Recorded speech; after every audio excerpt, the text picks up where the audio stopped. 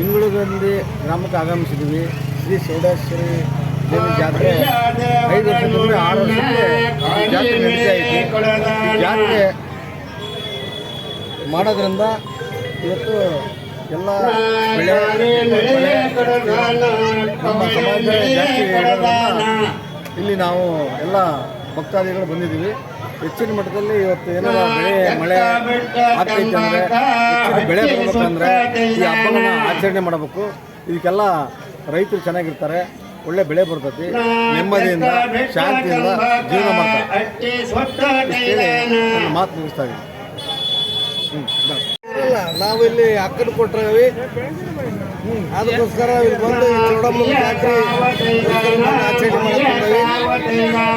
ಒಳ್ಳೆ ಚೆನ್ನಾಗಿ ಮಾಡ್ಯಾರ. ಇಲ್ಲಿ ಮಳೆ ಬೆಳೆ ಒಳ್ಳೆ ನಮ್ಮ ಸಮಾಜದವ್ರು ಒಳ್ಳೆ